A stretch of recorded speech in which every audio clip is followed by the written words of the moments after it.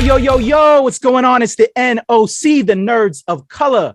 And we are back with another ShoPowSho. It's your boy, Kuya P, aka Patrick Michael Strange, the Babinka boy, the Adobro, the leader of the Holla Holla homies in the center gang. And we are back. Unfortunately, we're missing one of the Ates. Shout out to Viva Valentina, because today, as of this recording, it's her birthday. Happy birthday, Tina. We love you. We miss you. But go celebrate. Get that cake on while me and Kat hold it down. So let me send a shout out to joining me today, the other amazing Ate, Miss Kataphorric. How are you, Kat? I am good. Sorry about the sirens. I'm good. I don't know about them, but I'm happy to be here. Excited for another ShoPowSho. Hell yeah. Always excited to see you. Putting a smile on my face whenever we can connect. I love it. I miss you. So today, homie, this one's going to be a little bit of a fun one for me. You know what? I was thinking about this a little bit. If we were to ever have like a ShoPowSho like connection type game, have you know the actor Kevin Bacon, Cat? Yeah, like 6 Degrees. I almost feel like at this point you could play a 6 Degrees a Filipino. Like, can you follow Filipinos from actor to actor? And you could pick two like totally unrelated things. You could go from like this accountant in Jersey to this actor in Hollywood. And I bet if you trace the Filipinos in their lives, you would find a connect.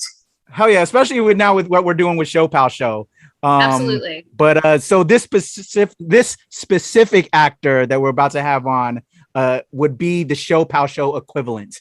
But nice. Before I get there, I'll just say in regards to the Kevin Bacon game, both of y'all are 1 degree separation, because I worked with Kevin on My One and Only in Baltimore. So oh my gosh. Wow. So you're one separation from the Kevin Bacon game. Oh yeah. This guy is our Kevin Bacon equivalent with the ShoPowSho, Mr. Earl Baylon. He was in Lumpia with a Vengeance, playing the character of George. We had on Patricio Janelsa, Lawrence Ariarte, the whole comics crew, Justin Quizon. So you remember him. So he past stuff. So Earl's connected to that. Earl's also connected to Joy Regulano, who we've had on. Earl's connected to April Absinthe, who we had on, who was his co-star in Lumpia with a Vengeance. Trece with our buddy Bujetan, who we've had on. He was one of the voice actors in the anime. I'm sure there's another 1,000,001 connections with Earl. So let's just bring him on, because we're going to have fun telling his story. Shout out to my brother, Kuya. Earl Baylon. Air horns are going off right now. What's up? I'm not deafening you, so the air horns will be in post, just so I don't deafen you. But it's all good. Celebrate you, brother. Welcome, man. All the love, bro. Thank you for joining us tonight, man. How are you? What's up? Yo, good to be here, man. Thank you for having me on. You know, this is a trip. I've been seeing all the ShoPowSho like shows coming out. I'm like, hey, that's dope. They did an episode with him, or they did an episode with her. I'm like, yo. So when Kuya P asked me, I was like, yeah, I'm gonna be there. Can I be cool too? I mean, yeah. So, oh man, I jumped at it. Bro, I appreciated that, man. You're raising up our cool level factor because of all your brilliance and just amazingness that you are, bro. You're a true spirit, bro. And it's a delight to rock with you every other week with our Philippine X Actors Barkada. Shout out to the Fab Squad. Appreciate you guys. What up? Yeah, man. Definitely a pleasure. So let's have some fun, Earl. We want to dig in. We want to celebrate you. I'm going to throw it to Kat, who kicks us off, since Tina's now here at the moment with our first question out the gate. Go ahead, Kat. All right. We always like to start off by asking you, where are you from? But like, where are you really from? But like, where are your parents from? Okay. So I was born in East Los Angeles, East Hollywood, I should say. Actually, East Hollywood. That's completely different from East Los Angeles. I just got tongue-tied there. But I was born in East Los Angeles at a small hospital called Hollywood Presbyterian. You might there's a lot of us that were born out there. But like when I was a kid, I was my parents moved to Long Beach, so that's how I ended up there in Long Beach, California, and that's where I actually grew up. Specifically, much of my youth was spent on the west side of Long Beach, so which is where all the Filipinos are at. I mean, it's crazy. I don't know how this happened, but there's a I remember looking at a map, an old map of Long Beach, and literally it has a part of, the part where my elementary school is, and it said Filipino American neighborhood. I don't even know what that meant because it was an old ass map. So, and I never found it again. I never found that map again. So I don't know if like I'm just imagining it or I need to go back to that Long Beach main library, which is where I saw that map.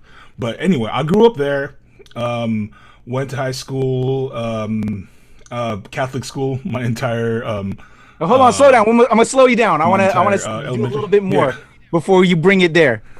So yeah. No, I love it. So born in LBC, as I like to say from Snoop Dogg. You know, I'm an old hip hop head. I'm sure you hear that all the time, brother. LBC. Tell me what I like to bridge off of that question, because again, that's that question that we hear that's very racially tinged, as people of color, growing up and immigrants here in America. So we kind of like to play off of that question. So what I like to do off of that is, before we celebrate you a little bit more, is to honor the past generation. Do you know a little bit about your parents' journey on how they connected, their love story, and or any other aunts, uncles, kin that you can give us a little family touch shout on? Out. Yeah, a little touch on shout out of their out. story, of their coming to America and or existence in America, and then into your journey. So my parents are from wildly different parts of the Philippines. They actually met in LA when they both immigrated here. My mom is from Metro Manila, Caloocan City. So, and then my dad is from Antique, which is on Panay in the Visayas, right? So I'm not 100% sure on my dad's story, but like my mom came over as a nurse. She went to nurse school in the Philippines, came over here. First was on the East Coast for a while, then I think she was in Texas, eventually ended up in LA where she met my dad. And they met, got married, had me, and my dad had two of his sisters here and his mom in the States. My mom was here by herself, so but also had cousins, like first and second cousins here, so but as far as her brothers and sisters, she was the only one here. So they lived mainly with I grew up knowing mainly my dad's side of the family, in terms of like immediate family, I should say, like first cousins and all them.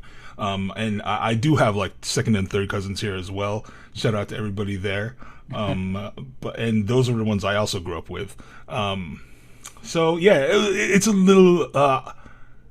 That's the basic rundown of it. So that's as much as I know. All of us are on my mom's side. They're like engineers, doctors, and lawyers. So that's where my academic path came from. Okay. But yeah, that's pretty much it. Cool. I'm one of the only creatives. One of the probably the. Oh yeah, we'll get into that for sure. One of the few. Yeah, so that was. Go ahead, Kat.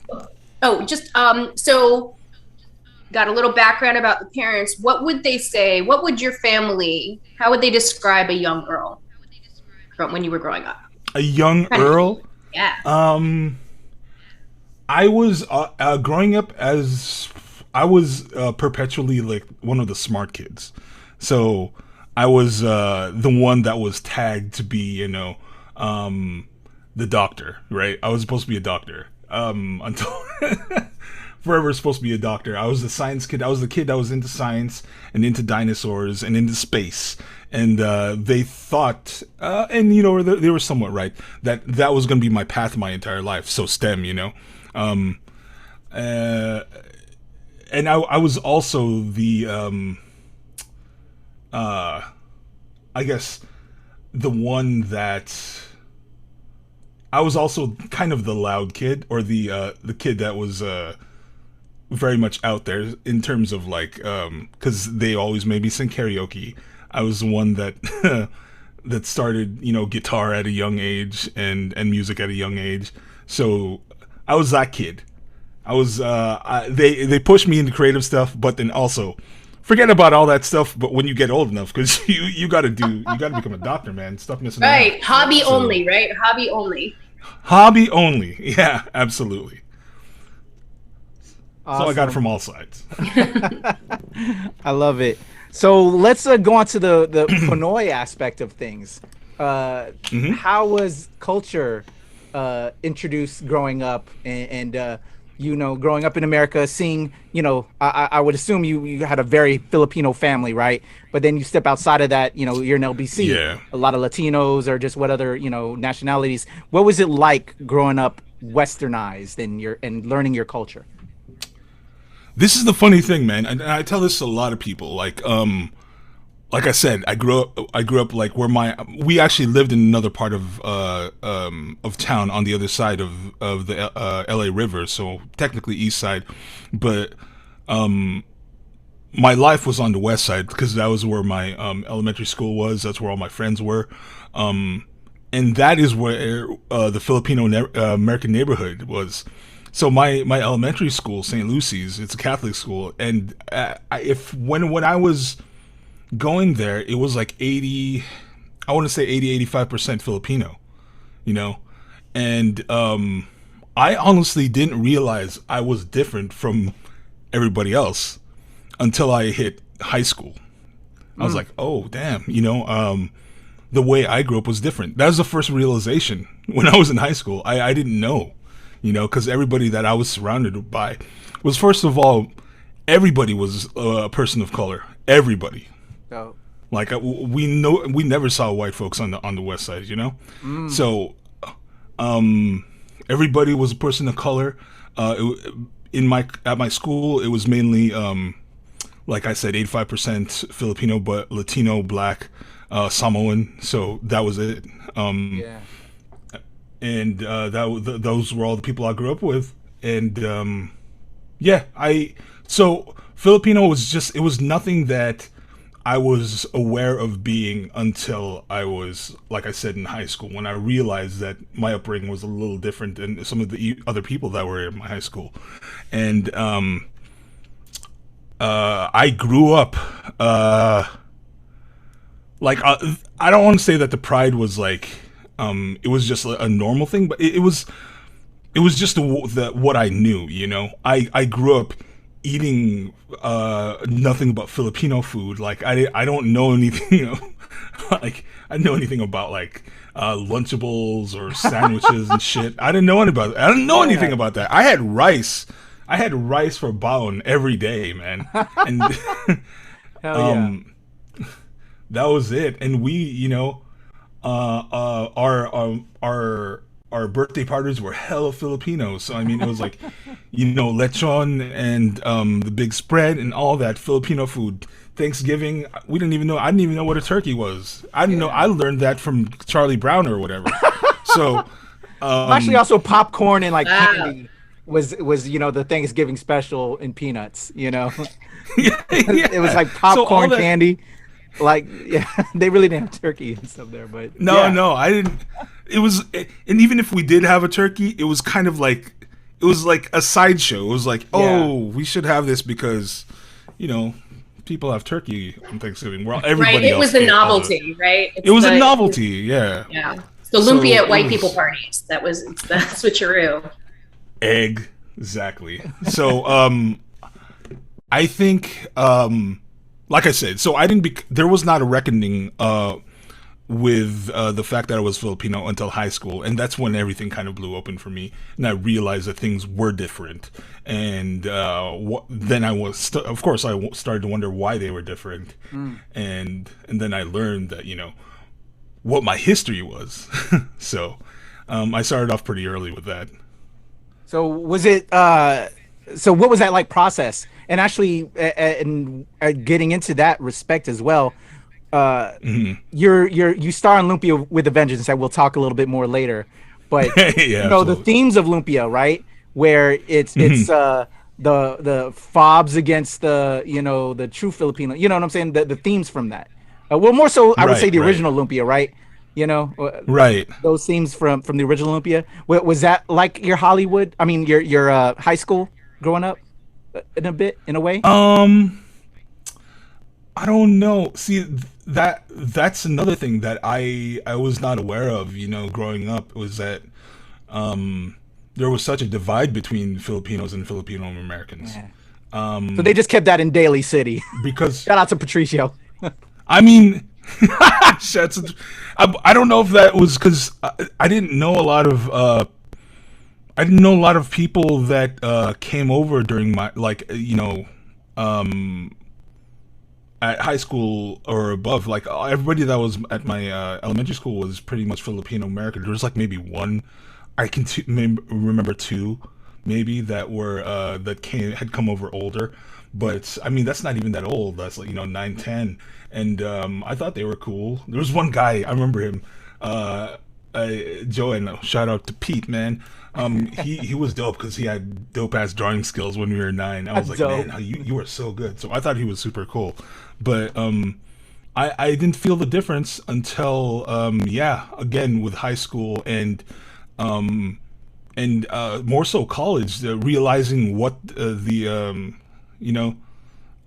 diaspora was. So. All right, so let's get to college. So before we get to college, were any of the arts that and the things that you enjoy now did that manifest in high school a little bit? Were you in like theater? What kind of like electives? What was young Earl in high school into before he ventured off into college? So I think it's interesting because like when we talk about theater and all that, because I went to a very, very much predominantly Filipino elementary school, they were really into, that stuff. So it was already happening. We were doing musicals like in elementary school. Yeah, it was already happening. Plays, Christmas pageants, all that, dramatization stuff, pantomime stuff, like all that stuff was already happening in elementary school. We used to have a Christmas program every year, and every class would sing at least a song or two as a class, and they made us do that. So I guess I was kind of forced into it. And when I was 9, so the fourth grade, a nun came to our school and became the school music teacher, Sister Callista O'Connor, and she gave an option for like the kids to do private lessons, and my mom did that for me and my sister. So I started taking guitar, and she started taking piano, and then I started taking piano too because I was being like, I got to do this too. I must do everything. So it like the performing arts started pretty early, 8 or 9 for me, and then that did carry over into high school, where I mean, it took me a while to get into drama in high school and doing the school plays, because we all had that, that we all had that the knucklehead like phase, and I did too, getting caught up in shit. And sorry, can I cuss? Yeah, it's all good, brother. Getting caught up in bad shit, and like I don't want to say the wrong crowd because they're still the homies, but getting of course, doing stuff that was not always on the right side of the law. But I eventually got into that, and I got into singing in high school. I had an a cappella group. Hey, same, brother. Wanted to be same. Right? See, hell everybody wanted to be Boys to Men, man. Bro, exactly. It's on the bingo everybody card. wanted to be Boys to Men. Boys to Men, Shy, Silk, Jodeci, High Five, Portrait. Yeah, Jodeci. That's the kind of shit we sang, bro. Portrait, 4 p.m. Yes. And then like that turned Kai and Interlude Kai. and Drop in Harmony. Exactly. Exactly. Oh man. Yeah. Okay. So you was doing a little bit of that in high school. I love it. Yeah, man. I was trying to keep not even the dream alive. I just love doing it. So I was trying to keep that alive, all the while like taking my science classes and becoming a nerd. Well, so what was the kind of the target? So like you're getting ready to graduate high school. What was the route that you were gonna take in deciding which college, and or also how was your family, your mom and dad pushing you in a way? So I was always that kid. I was always a smart kid, right? That ended up, it was always that way because the standardized tests they give you, they show you like how well you do compared to other people, and the entire God. The entire time growing up, I was always that kid that was like, in terms of the standardized testing, always like in the 99th percentile of like everything. And not celebrate that, so bro. You were killing they're it. like, I know. It's just, it feels weird, right? There's that whole syndrome where like you have these gifted kids, and you tell them they're gifted their entire life. When they reach the real world, all of a sudden they realize there's actual work involved, and a lot of them like buckle under that. So I think I had a little bit of that as well, and but yeah, I was one of these gifted kids, and I received a scholarship to go to this high school. I was scouted by this program at UC Irvine. It was, they do an academic talent search, right? So they did that. I got called into that to take my SATs when I was a ninth grader. So the first time I took my SATs, so I was in ninth grade. And what they did with that is like they took a whole bunch of 9th to 10th graders, I think, had them take the SAT, brought them over to UCI, the campus, and showed them what it was like, the UC system was all about. And I'm telling you, like, they did that, and that was the first time I realized that there was a life outside of Long Beach. Because as a kid, everybody went to Cal State. That's just what you did. All the older brothers of all the families that we knew growing up, like at that elementary school, everybody went to the Cal State Long Beach. That was just what you did. So like I get pulled out to UC Irvine to check the campus out, and I'm like, this is so different from Long Beach, this entire thing. I'm gonna go to the school. And I said it to myself right there, I'm gonna go to this school. So when college came around to apply, when we came time to apply to college, junior year came around, I didn't know about, there was like financial aid to apply for schools and all this. So I was like, hey, we only have money to apply to one school, so I'm going to apply to Irvine, and that's it. I only applied to one college, UC Irvine, and they picked me up. So wow, that's how I ended up there. And I mean, of course, my parents were pretty happy about it. I got into the bio program at UC Irvine, and the rest is different. Awesome. Yeah. No, but bio didn't stick. So but that's real talk, man, and that's just presenting another story, and to help people relate and feel seen. Right. You know what I'm saying? Because again, that's why we do this, is that we're not a monolith, and there's all these various stories. So I really appreciate you sharing that, man, and just the difficulties, sure, and then just where you kind of get put, like you said, and as I was saying to you, man, celebrate it, because it's you know what I'm saying? I'm trying to figure out my thoughts here, but that everybody's gone through something, and they can feel relatable to that. So I really right, that, brother. So yeah, all right, we're we're in college. We're doing the thing. You're away. You didn't go to Cal State. You went to UC Irvine, man. So eye awakening, obviously, like you said, different. It's everybody goes to Cal State. No one really goes there. So what was that? Tell me about just young Earl going through that, man, and just seeing this difference, and just, I'm sure, a different set of friends and experiences. What was that like? It was interesting. There was maybe one other person from my high school. There was one other person from my high school and one other person from my elementary school that went to Irvine. And I remember going in, I saying to myself, like, I have to find new friends, right? That was one of my goals. So I did that. I looked at all the Filipino clubs that were at UC Irvine, and I found, of course, there was the Cultural Club Kababayan, and then they have, and they still do have a pre-health student organization, PUSO. So, oh, y'all are gonna kill me because I forgot what the acronym stands for. It's all good, man. I try to help you out, but I forget too quick. So, Filipino Undergraduate Student Organization. That's what. Oh, there you go. For. You pulled it. You pulled it.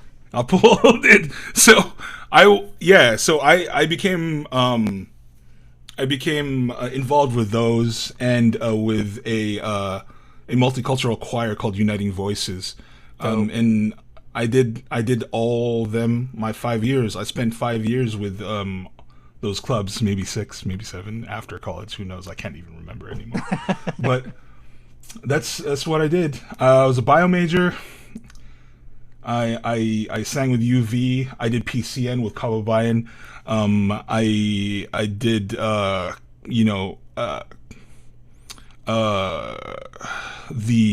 community stuff with Puso, and that was the entirety of pretty much my career at UC Irvine.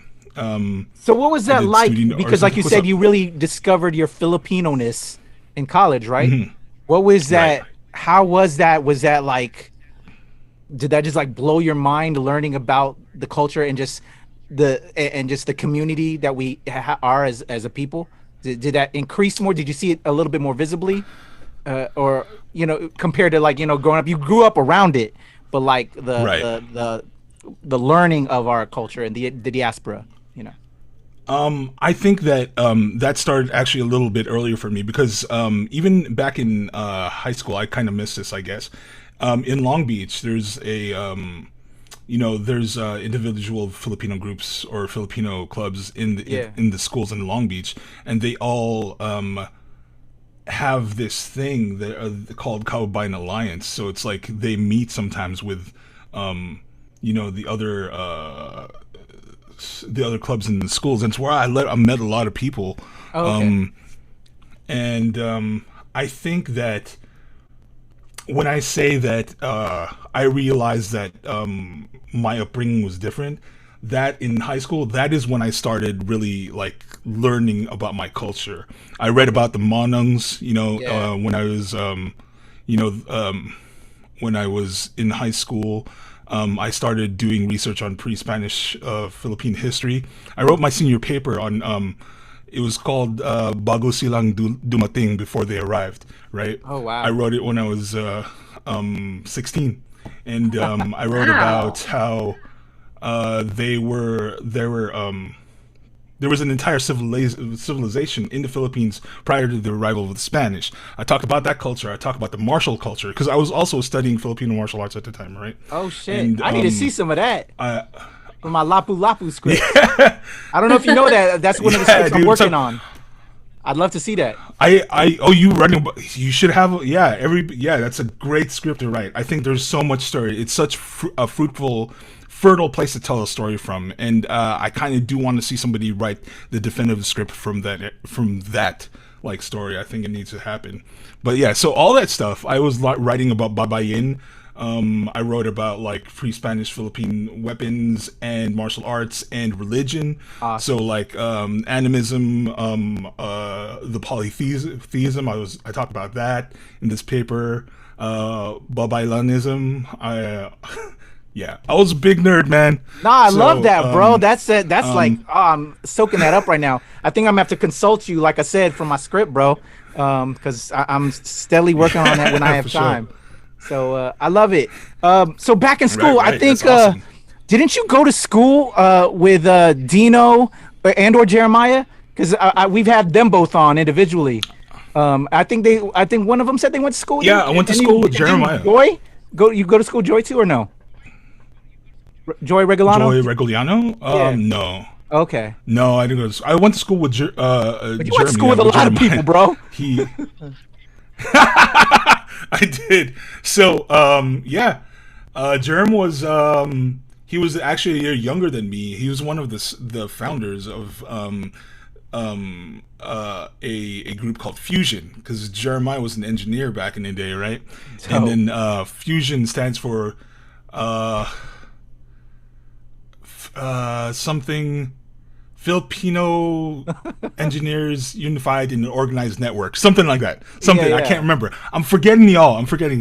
But so I've known Jer for a while. I say German somebody else. Jer. We called him Jer. I knew Jer for a long time. Yeah. He must have done Uniting Voices. We definitely did PCN together. Yeah, I think he mentioned on his episode that he sang too back in college and stuff like that. Yeah, I think he was singing with you guys. And he was part of my when I was a fifth or after the year after I graduated from Irvine, I wrote one of the PCNs. I co-wrote with my roommate Chris Clemente, right? And we wrote one of the PCNs, and Jer was one of our cast members, so he acted in PCN as well. But it's a trip, man. Wow, I haven't talked about this in like a while. We do memory lane around here. I'm gonna be non-specific about it. Memory lane with this, right. Man. So all right, man, we'll get up out of college, but so let's get into how this whole acting thing kicked off, man. You said that the bio, you went into college with the best of intentions, right? You had that that sciencey, STEMmy stuff all lined up, and then ...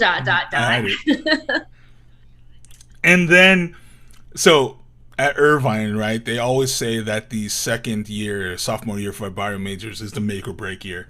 So that's when we're taking organic chemistry, biochemistry, I want to say molecular. Yeah, I think we're taking molecular and neurobiology at that point. We're all taking that stuff. And they always say, like, if you can make it past second year, then you're probably going to finish as a bio major. I did. I made it through second year. It was really tough. It was a lot of work. And then my roommate at the time, going into our third year, he was like, dude, I think I'm tired. I feel like changing it up. You want to take an acting class with me? And I was like, I don't know if I should do that. But I did it anyway. And it was the beginning acting class at UC Irvine 30A. So it's like improv and movement. It's kind of the basic stuff. But man, it changed my life, because I realized that not only did I have some kind of a natural knack for that stuff, but I loved doing it. Like, I loved it. Like, I felt a fire that I did not feel doing bio at all. And slowly, I took that entire year of I took that entire year of acting classes, and then just the amount of like encouragement I got from the teachers and my classmates, I was like, dude, I want to do this. I love it. I could not think about anything else. I could not think about anything else after that. So yeah, that's how that happened. And I mean, I kept on with the bio with the intention of, like, I'm going to get that, and then, but I'm still going to act afterwards, that's really what I'm going to do. So the parents are not having any idea. So that the parents will be okay. Yes, Mom, I'm still doing that. But I'm still yeah, exactly. I'm still, and I still get the questions. What about your medical school? But I didn't know. I didn't have any concept of how to work in the industry or become an actor after college. I had no idea. I just knew I wanted to do it. So yeah, that's how the switch happened. Dope. I love that, man. I love, and just you can see your eyes like just go starry-eyed when you remember falling in love with that, man. It's beautiful. It's a beautiful thing. So was improv as well, because there's theater, but then there's improv, kind of like a separate situation, but it's still very much the same in a way. But it was, I think I saw that you, I know you do it now as well, that right. You're in a lot of improv type of troupes and things like that. Were you in an improv troupe in college? Did it start there? So yeah, it kind of did start there. So again, I'll bring up Chris Clemente, who I actually met in that first acting class in Drama 30A, we ended up becoming good friends and roommates and stuff. So when we were writing that PCN, his 5th year, my 6th year, we decided with our troupe to kind of make improv kind of the backbone of what we did with our cast. So we did a lot of that. He comes from a background of comedy sports in high school, so he took over the majority of that, like teaching that stuff, and I was also learning at the time. So we did a lot of improv with our cast, and eventually, you know, after college, when we were both still living together with our roommates, he had a backstage account because he's also an actor, so and a musician, and he had a backstage account at the time. We were living in Costa Mesa, and I remember we were both working 9-to-5s post college, kind of just doing work to get money, and he kept the backstage account just as a kind of beacon of hope, trying to find like something that might work out in terms of casting for us. Never really saw anything. And then one day I remember him sitting at his computer, and he's like, I think I'm going to shut this, I'm going to shut down my backstage account. But he took one more look at it. He found a casting notice for an Asian American improv troupe based in North Hollywood that ended up being Room to Improv. So we both submitted for it. They cast both of us and another Irvine kid, Wes Gabriel. So we would all drive up from Costa Mesa or Newport Beach to North Hollywood every Monday and Tuesday for rehearsal. Like, wow. That's an hour-and-a-half drive each way. Brother. Dedication. Yeah, for a long time, because we wanted to do this thing. So I love it. And that's kind of how my foray into the actual industry started. Like, through people that I've met in Room to Improv, I met other people that were starting a sketch group, an Asian American sketch group, and I joined that. That's where I met everybody in terms of the industry, and how I learned literally everything about how to get an agent, how to start off signing up with like the casting notices, the casting sites, LA Casting and Actors Access, Now Casting at the time, and and it's kind of just it's been the grind since then. So yeah, I love it. So at this moment, then, what would be for those young actors that are watching this and that aspire to follow the dream that you're doing and living, man? What would be a lesson learned that you would have liked to have heard yourself, or just an important lesson from at this point that you would want to impart to that young actor that's in that grind that you could tell them right now? I would say that, especially in the beginning of the year, say yes to as much as you can, do as much as you can. Say, of course, with the limits of staying safe. You have to stay safe and learn who to say no to. But if it looks like a good thing and you're kind of, if you're iffy about doing it, if you in terms of whether or not you think you can, just say yes, because it's going to be hard at first, but it'll force you to like shape up or ship out. It'll and you're going to learn a lot of things by through trial by fire, and I think that's kind of the best place to learn, best way to learn. Because not only is that going to give you the skills of the acting skills and how to act on set and do all these things, but it's also going to get rid of that fear of failure, which so many people have. And I think it's one of the things that you just need to get over, because like you're going to quote unquote fail over and over again. What do they say with like at least theatrical auditions? It's like if you book 1 in 20, you're good, right? That's a really good ratio. something like that. I don't know. It might be even more now, but because I feel like there's a lot of people more people submitting for things now. But yeah, that would be it. Just say yes. If it's not dangerous, say yes. I feel that, brother. All right, so let's get into the big break, man. What would you say was the project that kind of just made you feel like, okay, I'm here, and then also kind of just helps boost you further along with your career? What was the first kind of big project out the gate that kind of did that for you? I don't know. I want to say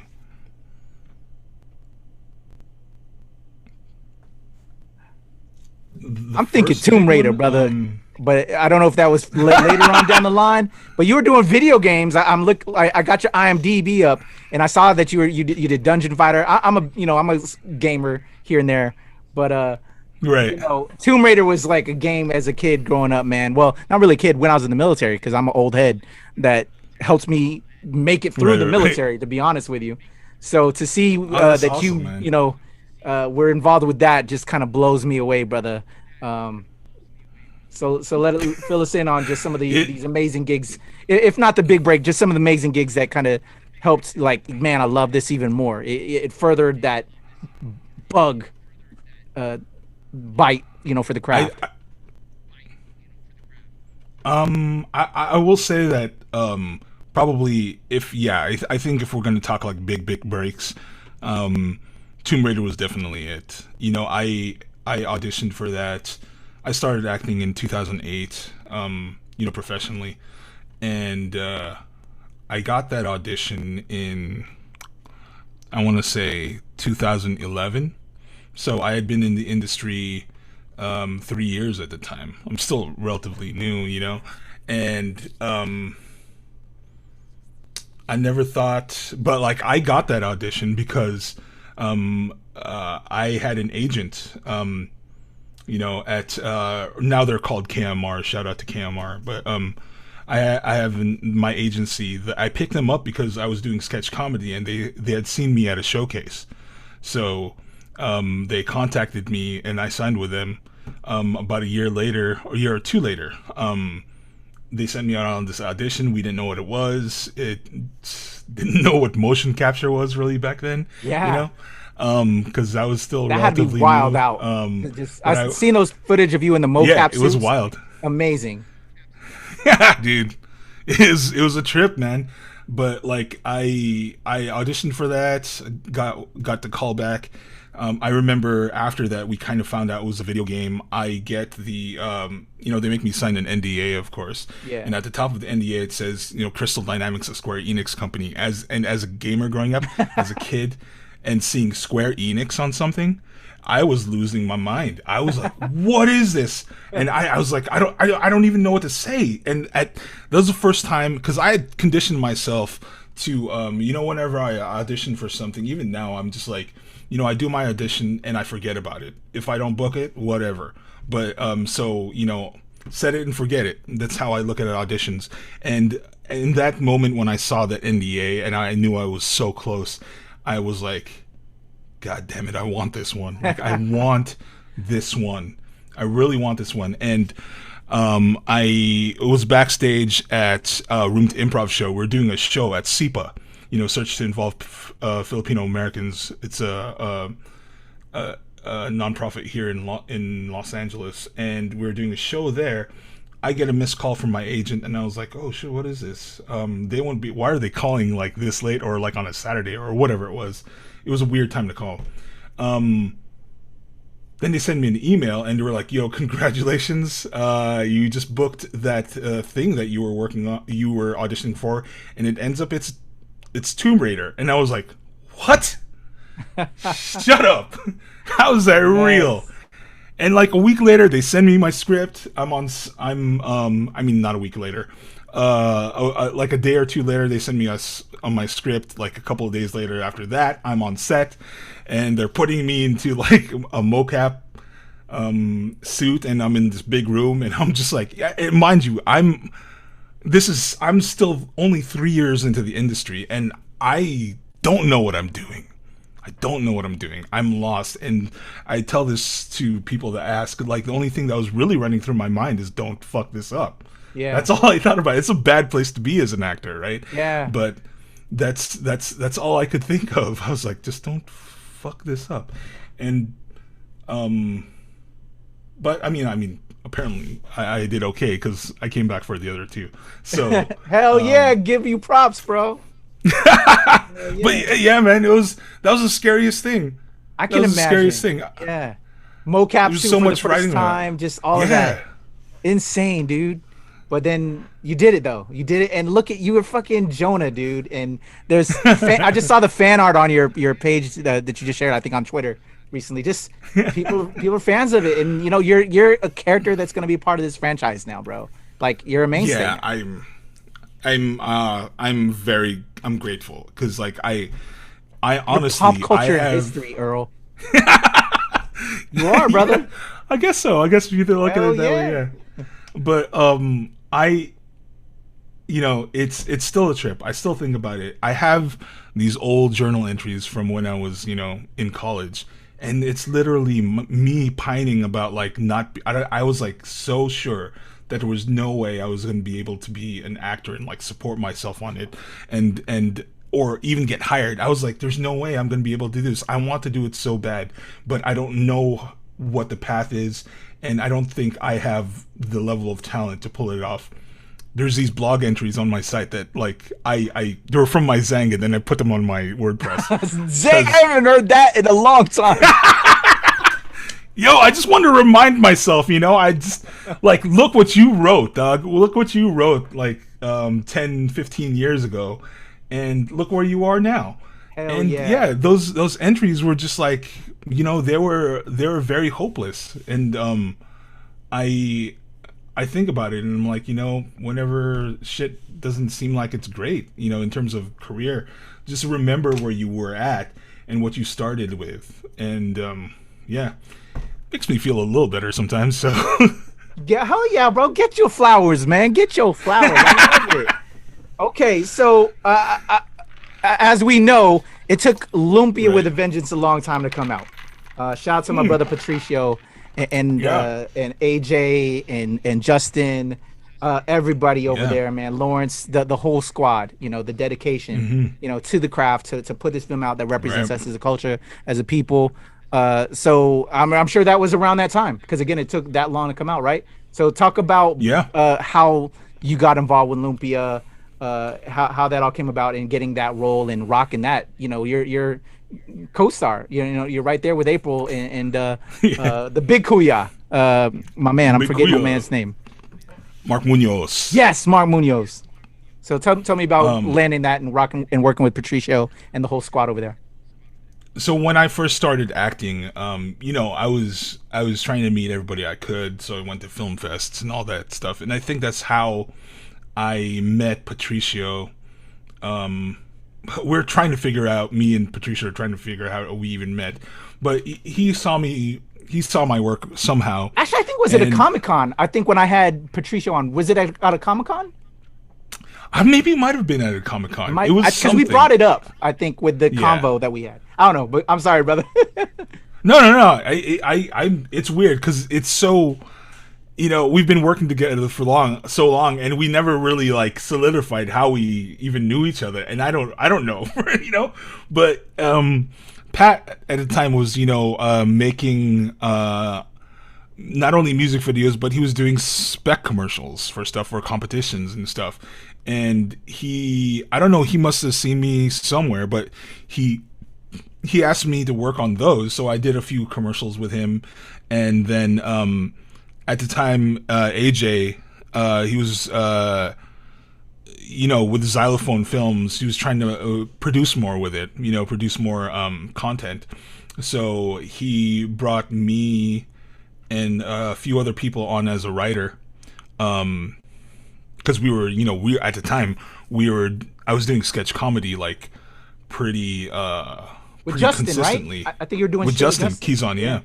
So it was actually me, Justin, and again Chris Clemente. We were all we were like the writing crew. We wrote stuff because we had the similar kind of comedy within the sketch group. So we really latched on to each other and wrote stuff together and filmed things together. And also I guess so when long story short, when AJ was trying to create more content through Xylophone, he brought all three of us on as writers. And then Patricio saw that because he had, he was also working with AJ still at the time, and Pat brought us on for a different project, actually, as part of his writing room for a different project.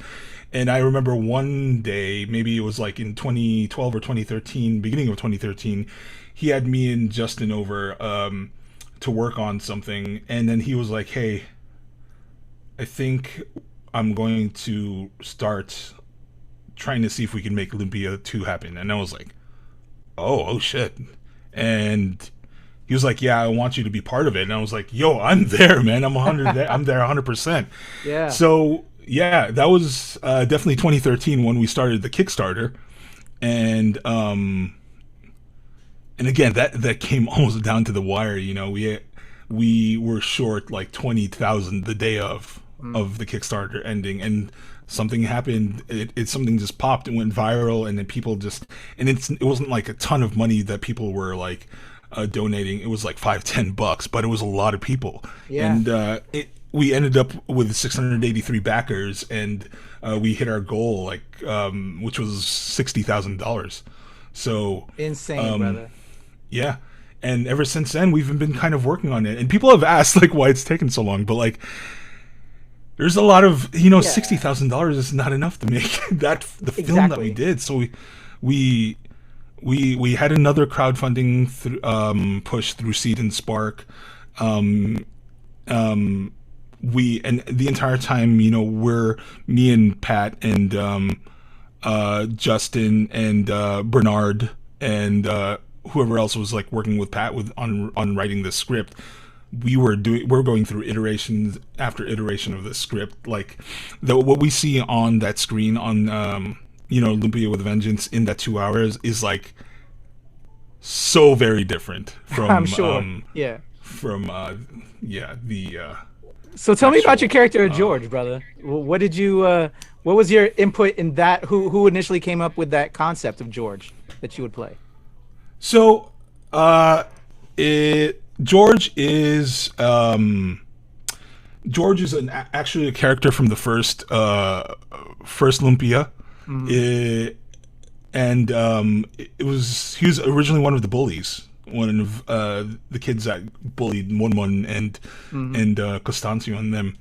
So Pat wanted to bring back the character as somebody that's actually trying to like fight for unification and build bridges this time.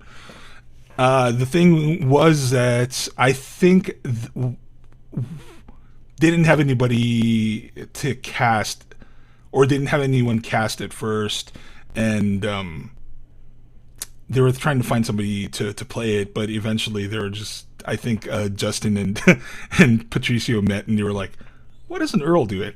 And then Pat tricked me, man. He lured me over to a coffee bean by his work, and he was like, "Hey, do you want to? I just want to stream the first 10 pages of like a reading of the first 10 pages of this of the new script." And I was like, "Yeah, cool, let's do it." And we read through the first few pages, and he drops it right there. Hey, what I really wanted to ask was, I'm offering you the role of G-Dog. And I was like, what? And it was a different name at the time. I think the name of the character was Beyonder at the time, but Secret Wars. He dropped that, and I was like, like Secret Wars.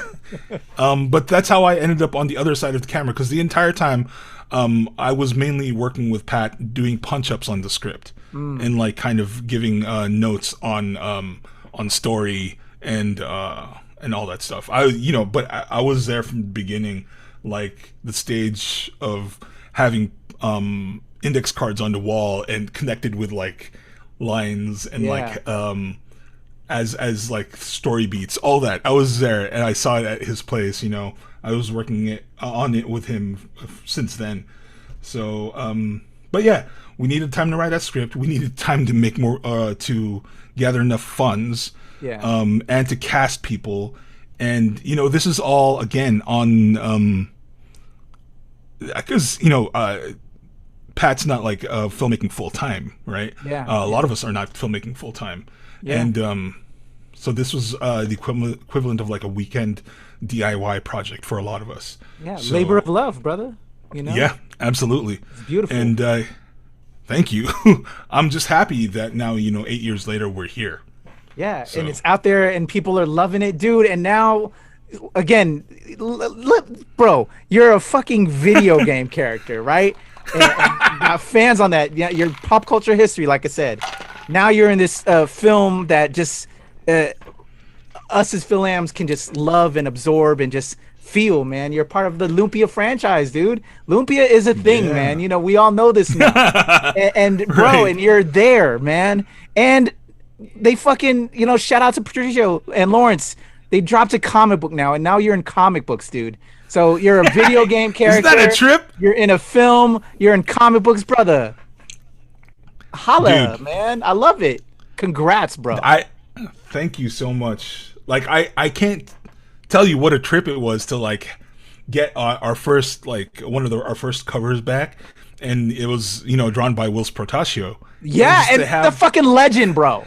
Yeah, I know, a right? Fucking legend. And I was like, I got drawn as a character by Wills. What? Because, you know, especially a kid from the '90s with Wetworks and Bishop and, you know, X-Men, you're like, this is crazy. You know, it didn't. Yeah, it's still very surreal to me. So, yeah, I'm super grateful to be part of this project, and I'm so glad that we have a project to show people. And hopefully, you know, I hope that everybody loves it as much as we loved making it. So, hell yeah, man, I love it, dude. There's merch, bro. You got merch, bro. All over the dude, place, Patricio is dope about that, man. I was talking to people at, because we had a press day for LA Asian Film Fest, and I was talking to some of the filmmakers, and, you know, we had these I don't have it on me, but we have these face masks. Oh yeah, that, yeah. You know, have, you know, the logo on it, and everyone's like, "Y'all have face masks with your logo on it?" I was like, "Yeah, man, we got T-shirts and comic books too." But I was like, you know, Patricio, he's on the ball with this stuff, so you know. Shout out to awesome. P, man. I love it. That's dope, bro. And so, yeah, man. Yeah, again, that like. Already, you know what I'm saying, you're living the dream a little bit, man, and I know you're still working hard at it. You're still dabbling in, and I want to head into, you know, the future tense and with the acting. And I know, as it is with acting, we're living in COVID times, and so right, kind of the thing that brought you and I together. Absolutely, right. Philippine X Actors Barcada. Let's send some love to Zedric Restaro and Denise Cabanella, who put that together. Hell yeah. And then brought, you know, 6 amazing male actors and 6 amazing female actors. You and I, man, I'm the only East Coast head, the only one that has been out of it for a long time, but I'm honored. And it's all to good. See you perform, bro, I'm so every glad you're week. there, dude. Well, we get together every other week, but to see you perform, man, I admire your skills, your talent. It shines through. And, you know, we're doing this through Zoom because, again, you're over there in LA or Cali. I'm here on the East Coast. It translates through the screen, brother. And I learned so much from you, dude. And actually, right now, as a quick little bonus for our ShoPowSho fans, I got my man's blessing. I'm going to throw a little clip insert right now of me and Earl doing a scene from Step Brothers. So here we go right now. Hey. Oh, hey. Hey. Were you masturbating to the view? Yeah, just to the young one. Oh, cool. All right. I'm going to go hit the skins. Hey, man. And did you touch my drum set? What? No. Of course not.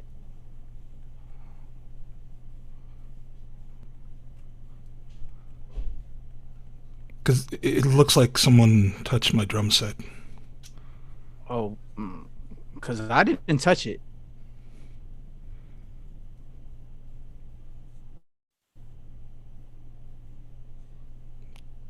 Did you touch my drum set? I said no. Did you touch my drum set? Hey, did you touch my drum set? I know you touched my drum set. The left stick is out of place. I keep a mental image of where those sticks are, and I leave the house, and the left one was moved. It was moved. You are fucking crazy, man. You are out of your mind. I haven't been within 100 feet of that drum set all day. Man, fuck you, Brennan. You play my drum set, and I want to hear you admit it. With your mouth. I want to hear your mouth admit it. If you don't get out of my face right now, I'm going to Michael Dudikoff on your ass. Swear on your mother's soul that you did not touch my drum set. I don't have to swear to shit. That's because you touched my drum set, fuck Ned. Hey, where you going? Now I'm gonna go touch your drum set. I'm gonna put my ball sack on that drum set. No, hell no. I'm gonna fucking stab you with a dick. I swear to God. I swear to God. Oh yeah? Well, there we go. Don't want to miss a spot. John Bonham's playing Moby Dick. Oh, for real. Come on, man. No, get the fuck off my drum set. You fucking fucker. I'm gonna douse that drum set in shit and piss.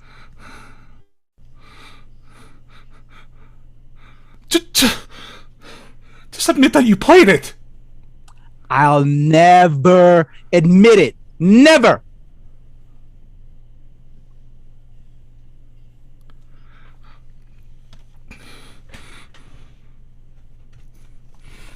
Don't ever touch my fucking drum set.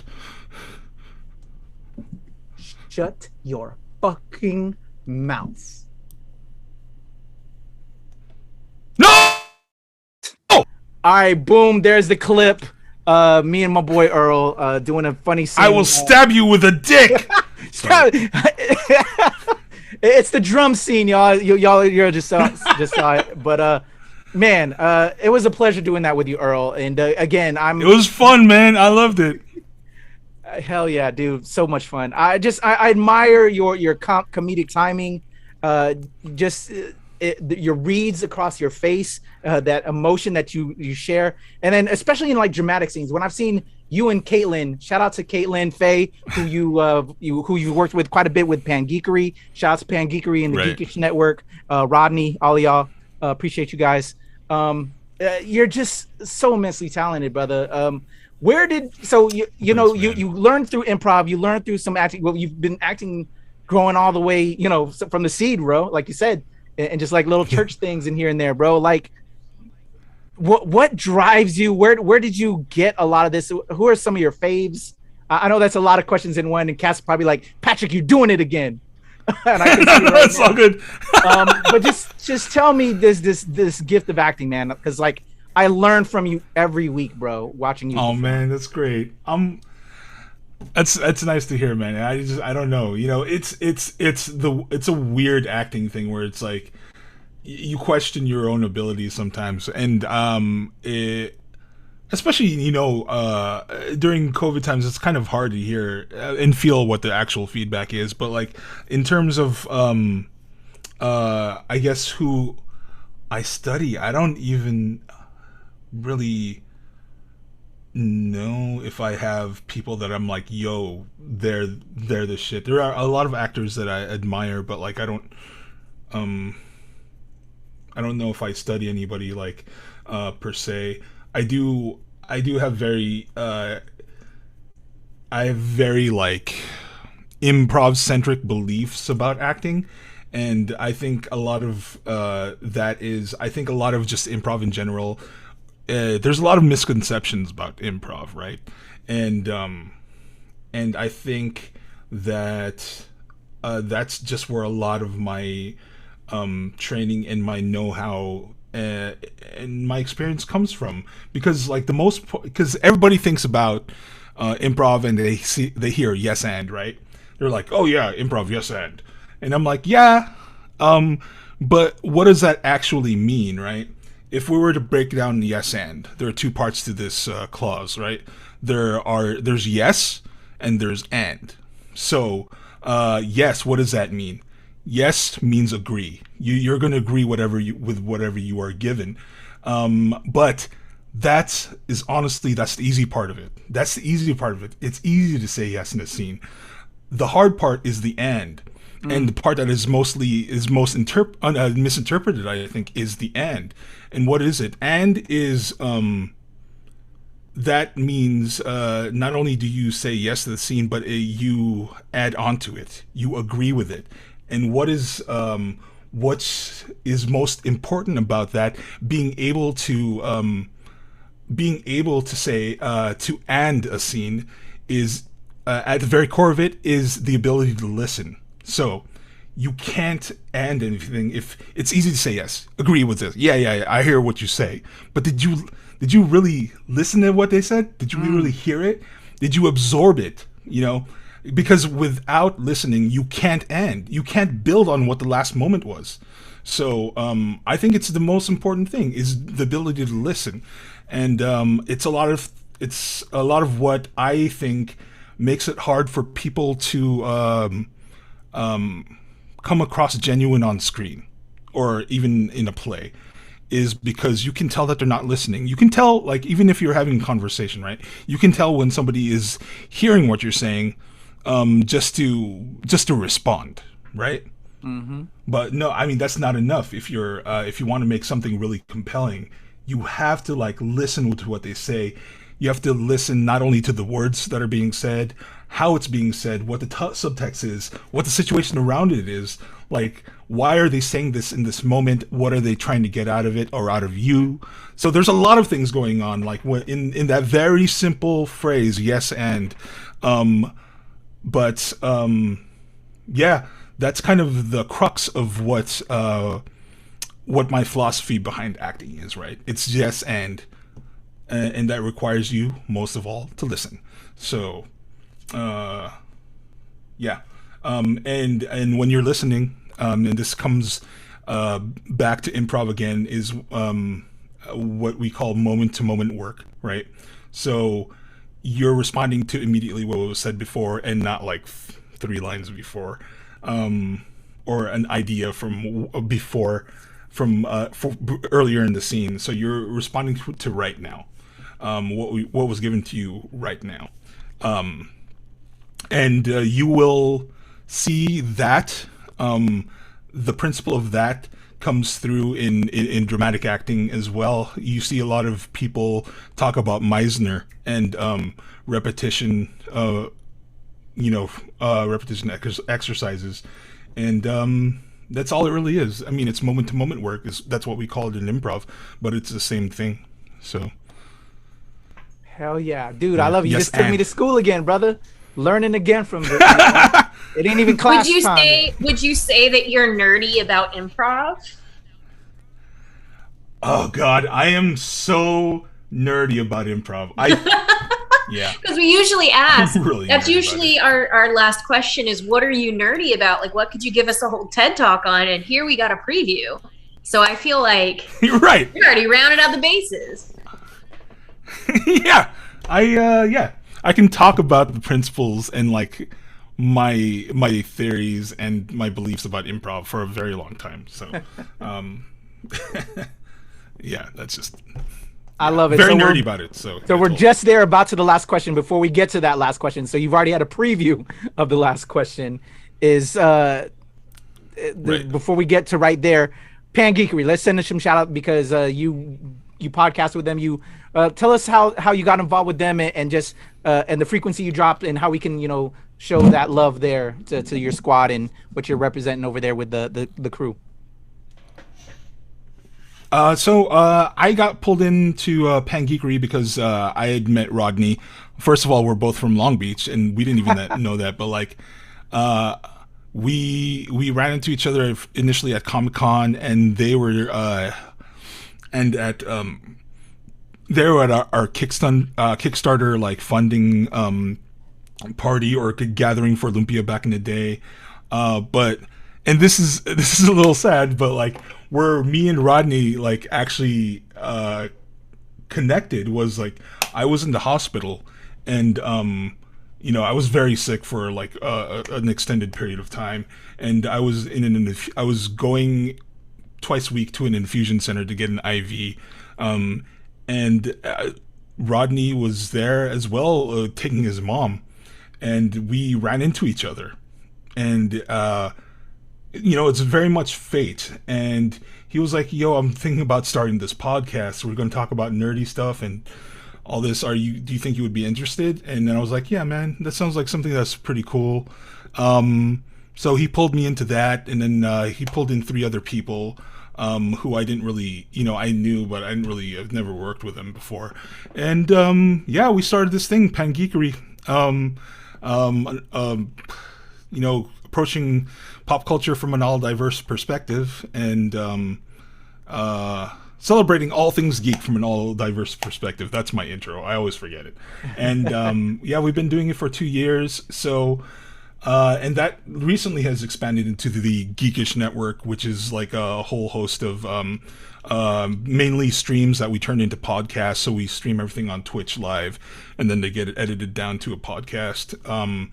So yeah, we have Pangeekery, which is the kind of our flagship show. We talk about nerd culture, like things that are, pretty much current, and we talked about Shang-Chi when that came out. And with Pat and Justin, the Lumpia squad. Right? And then we have Nerdtastic. With Pat and Justin, and we just talk about our favorite IPs and do a deep dive into them. We just had Ernie Reyes Jr. on because we were talking about Teenage Mutant Ninja Turtles. So we're talking about the movies. We're like, yo, do you think we can get Ernie? Because he's going to give a perspective that nobody has really seen. So yeah, we got him, and he, as you know, he was Donnie. He was the suit in the suit as Donnie, and then he had his own character Kino in the sequel. So yeah, we do that. I do Pots and Pangeekery, which is a cooking show with and Arnold bro, Hassinat. Let me tell you, you make me hungry every single time I see your post with that. I'm like, when I head out to LA or Cali, man, when I meet you, bro, I gotta have a Earl Baylon dish, bro. You making me hungry over here, man. You can cook. Yeah, dude. We should have you on an episode of Pots and Pangeekery. How are you in the kitchen? I can't exactly throw down, but I can eat. That's cool. I'll try my hand. Try my hand. Yeah, I mean, we'll show you how to handle a knife and all that. What to do. It'll be cool. I think that's fun when like somebody doesn't is not super comfortable around the kitchen. We've had a guest like that, so I mean, that would be super dope. I would welcome that with open arms. So how did the cooking thing, was that like always like a hidden passion as well for you? I guess so. I think that. I think that the cooking came from my mom really, and when she was alive, that was kind of her thing.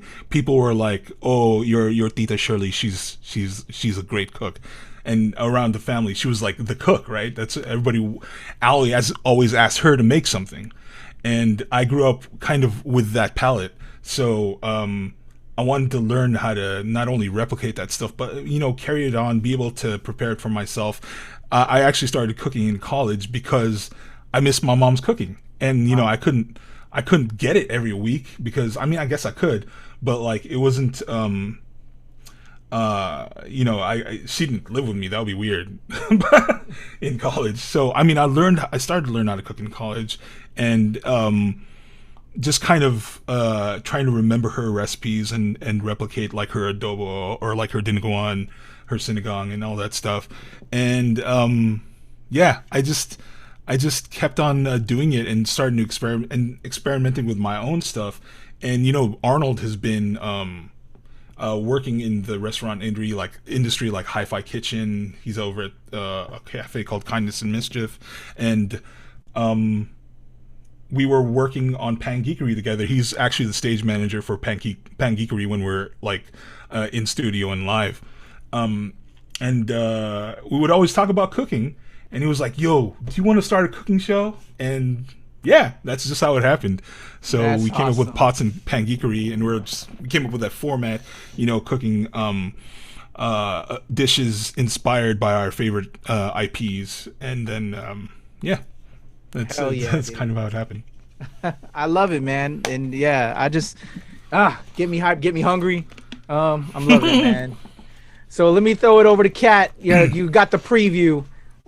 So get ready. We can't we talk on already improv. have the answer. We already have our answer. Well, he's got to So the switch it thing that now. you're super nerdy about, it's improv. We already got a whole taste of it. We are done. Like, you understood the assignment.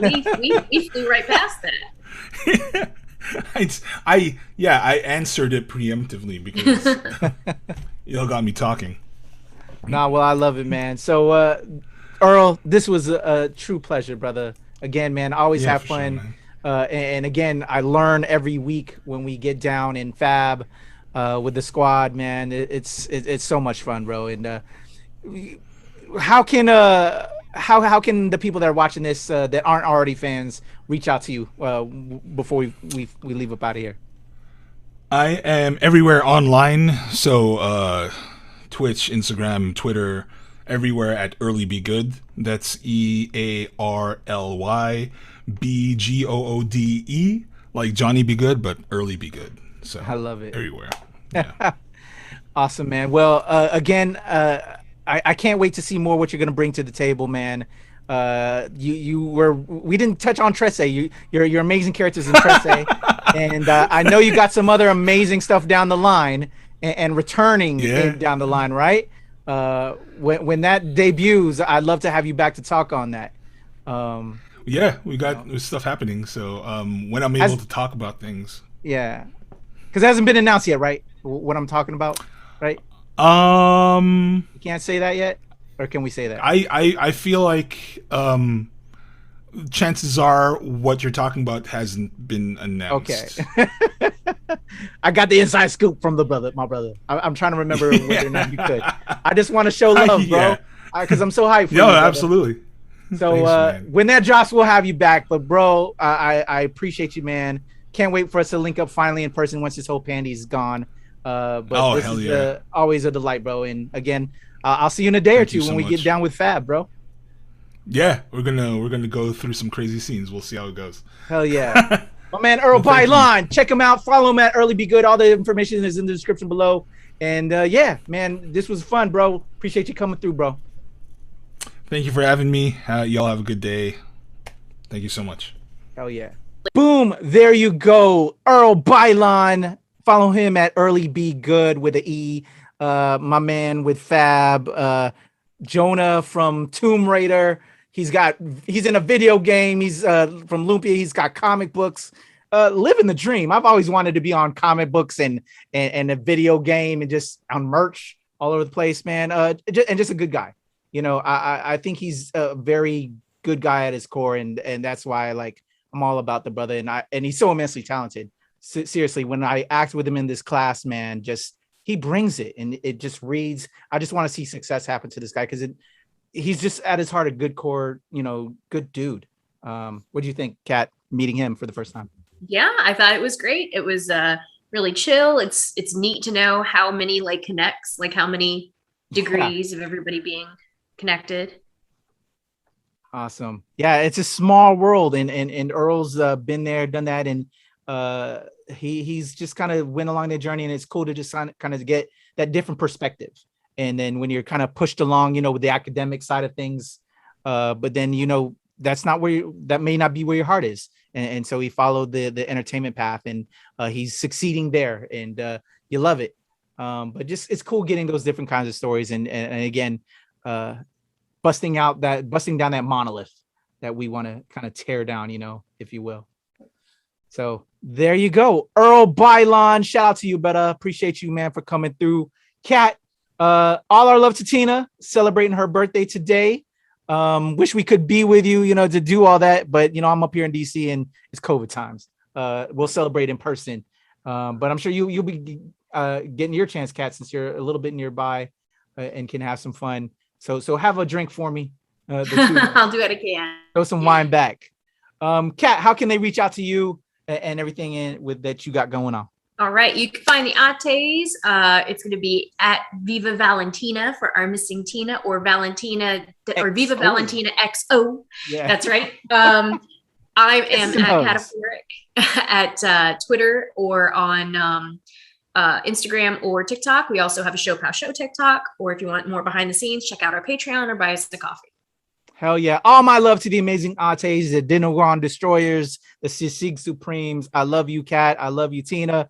Happy birthday to you. For your boy, Kuya P, I've made it a little bit easier since the last time we did a ShoPowSho. You can follow me on Instagram, TikTok, and Twitter at the legend Kuya P. I'm writing my legendary story, so follow me there. Over at the Nerds of Color on everything, the Nerds of Color. ShoPowSho, obviously, with my squad here. And of course, at the NRW and at New Release Wednesday, where nerds rule the world. Kat, I love you. Mahal kita. Our audience, everybody watching this, mahal kita to you. Salamat. Until the next ShoPowSho. We are out of here. Deuces.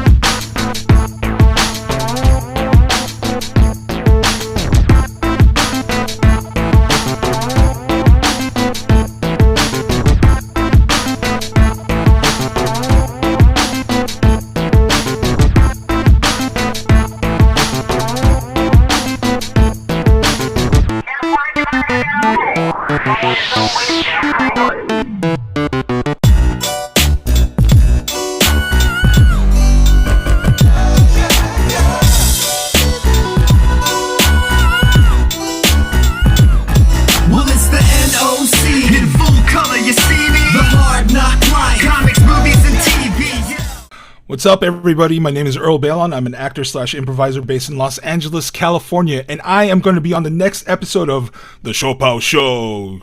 So check it out. ShoPowSho. Do it. It's going to be so good. So good, I swear. How's it going, everyone? My name is Earl Baylon, aka Early Be Good. I am an actor / improviser based in Los Angeles, California, and what my Filipino heritage means to me is it's super important to me. It is kind of like my firm place to stand, from which I can spring out and splatter my creativity all over the place. Is that too graphic?